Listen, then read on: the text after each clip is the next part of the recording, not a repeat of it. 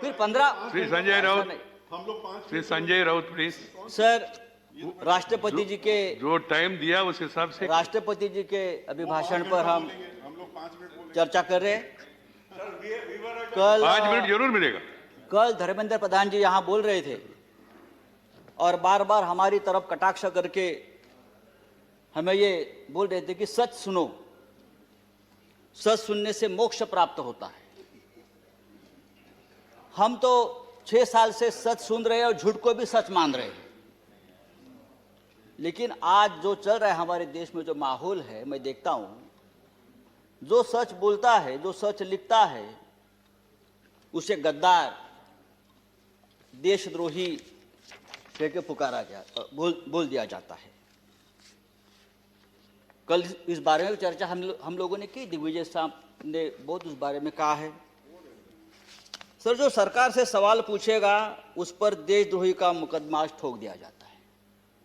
कितने नाम मैं आपको बता सकता हूं। हमारे सदन में संजय सिंह, जो हमारे सदस्य है संजय सिंह, उसके ऊपर देशद्रोह का मुकदमा है।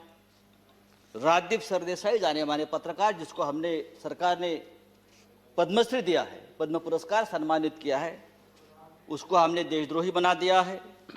शशि थरूर, जो यूनाइटेड नेशन में हमारे देश के प्रतिनिधि थे, एमपी है, कैबिनेट में थे, उसको भी देशद्रोही का उसके ऊपर मुकदमा ठोक दिया है।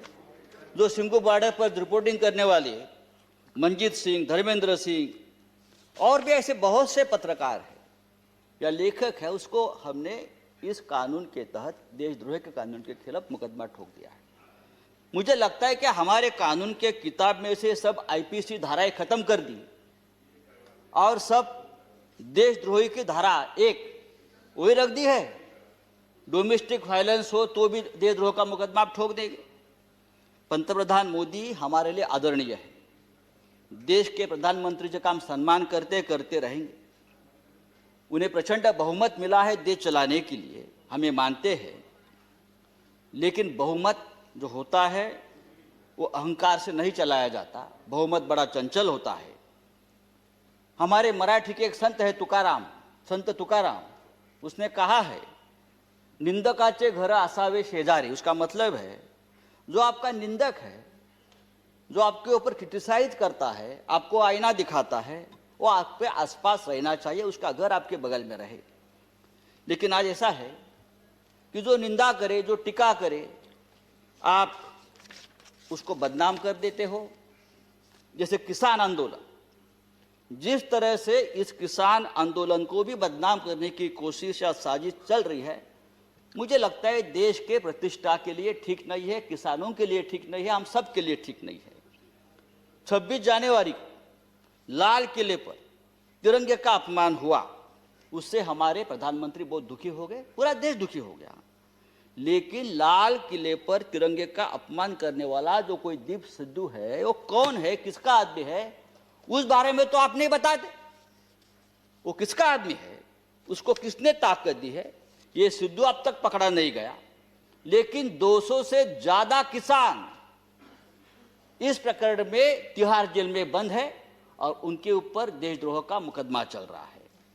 100 से ज्यादा आंदोलक जो युवा है वो लापता है। वो कहाँ है, पुलिस ने उसका क्या किया, उसका एनकाउंटर किया है, क्या क्या मार दिया, वो पता नहीं है। तो ये जो है ये देशद्रोही है, अपने हक के लिए लड़ते हैं। लेकिन देश प्रेमी कौन है हमारे देश में? अर्नब गोस्वामी, जिसके वजह से एक निरपराध व्यक्ति महाराष्ट्र में जिसने आत्महत्या की, कंगना रनावत, ये देश प्रेमी है।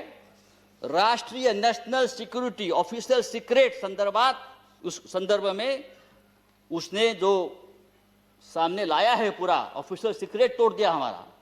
बालकोट स्ट्राइक के बारे में पहले से ही जानकारी सबको बता दी। हाँ, वो आपके शरण में है, उसको आपका प्रोटेक्शन है, ये राष्ट्रीय सुरक्षा का मामला है, आप उसके ऊपर बात नहीं करते। और यही आदमी, ये अर्नब गोस्वामी, जो हमारे मंत्री बैठे हैं वहां, प्रकाश जावड़ेकर जी, हम उसका आदर करते हैं, हमारे महाराष्ट्र से, क्या लिखा उसके बारे में, प्रकाश जी के बारे में, जो उसने पूरा जो आप संभाषण, जो डायलॉग आया है ना, तो एक कैबिनेट को भी ये ठीक नहीं है, हमारे सरकार को ठीक नहीं। एक मंत्री के बारे में एक टीवी एंकर जिस भाषा का इस्तेमाल करता, अरे हम छोड़ो, हम राजनीति में, हमारे बारे में आप कुछ भी बोलो हम सहन लेंगे।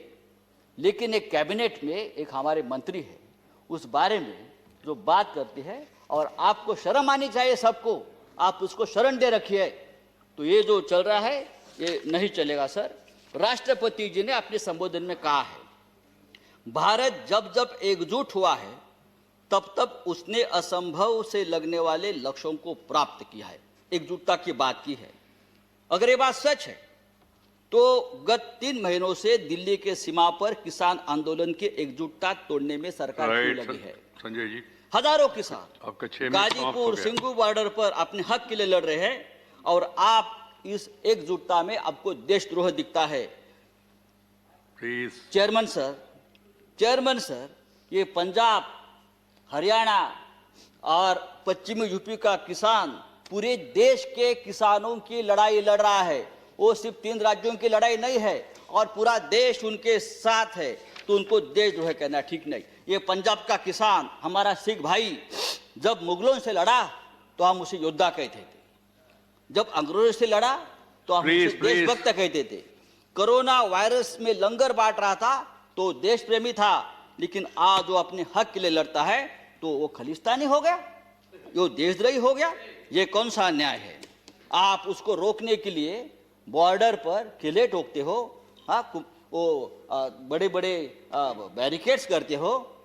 ये बैरिकेड्स, ये किले का जाल अगर आप लड़ाक के बॉर्डर पर करते तो चीन की Right, फौज संजय अंदर जी, 30 please. किलोमीटर अंदर नहीं आती। मैं आपको बताना चाहता You हूं have सर, taken ये 7 ठीक minutes, नहीं है। please. लेकिन ये आंदोलन जब तक जिंदा है तब तक हिंदुस्तान जिंदाबाद रहेगा।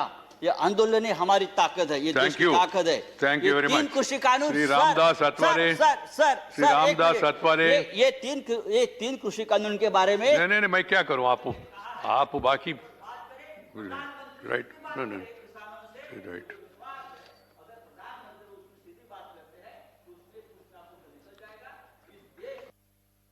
हाँ, ठीक है। Thank you Sanjay ji. श्री रामदास अठवले तो हमको बुलाया, वो नहीं है तो फिर आप आगे मौका नहीं मिलेगा। श्री देखो, हमारा टाइम भी बढ़ा हुआ है, ये तरीका है। श्री सतीश चंद्र मिश्रा जी।